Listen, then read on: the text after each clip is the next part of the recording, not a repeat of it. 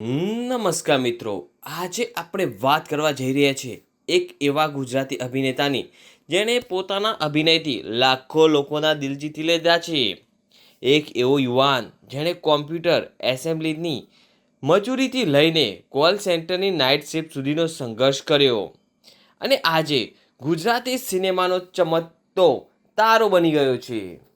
મિત્રો, આ છે ફિલ્મ લાલો કૃષ્ણ સદાય સાથેના મુખ્ય અભિનેતા કરણ જોશીની પ્રેરણાદાયક સફળતાની કહાની.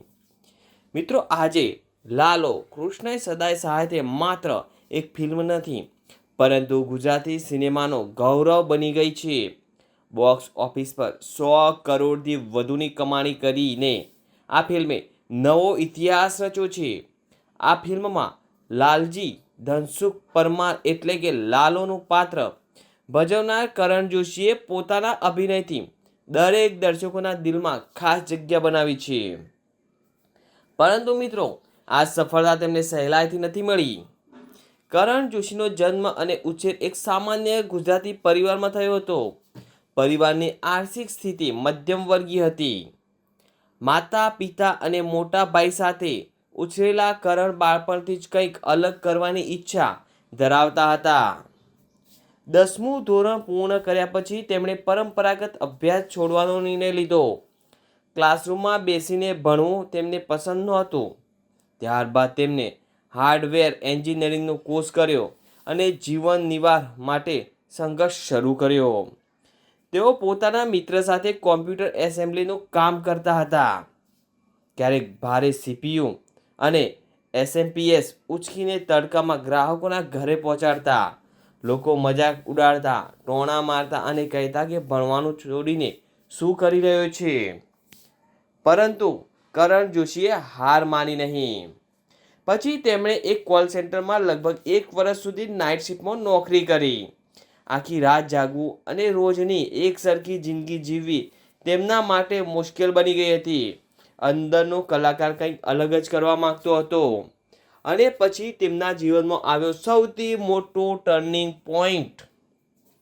અમદાવાદના સ્કેપ યાર્ડમાં યોજાયેલી એક થિયેટર વર્કશોપ દરમિયાન જાણીતા દર્શકો શિવમ પારેખ અને ચિરાગ સરની નજર કરણ પર પડી.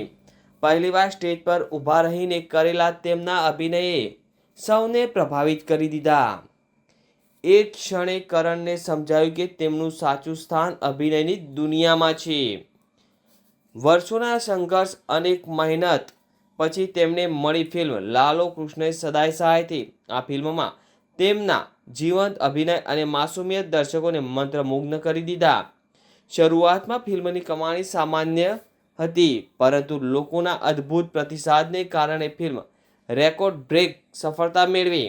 ફિલ્મે 122 કરોડથી પણ વધુનું વર્લ્ડ વાઇડ કલેક્શન કર્યું અને ગુજરાતી સિનેમાના તમામ જૂના રેકોર્ડ તોડી નાખ્યા. આટલું જ નહીં, ફિલ્મને કેન્સ ફિલ્મ ફેસ્ટિવલના માર્કેટ સ્ક્રીનિંગમાં પણ સ્થાન મળ્યું, જ્યાં કરણ જોશીના અભિનયની આંતરરાષ્ટ્રીય સ્તરે પ્રશંસા થઈ. આજે કરણ જોશી સોશિયલ મીડિયા પર પણ લાખો લોકો માટે પ્રેરણા બની ગયા છે. તેઓ પોતાના સંઘર્ષના દિવસો, થિયેટરના અનુભવો અને સફળતા પાછળની મહેનત લોકોને જણાવતા રહે છે. મિત્રો, કરણ જોશીની કહાની આપણને એ શીખવે છે કે સપના મોટા હોય તો રસ્તો ભલે મુશ્કેલ હોય, પરંતુ મહેનત, ધીરજ, આત્મવિશ્વાસથી કોઈ પણ વ્યક્તિ સફળતાના શિખરને સર કરે છે.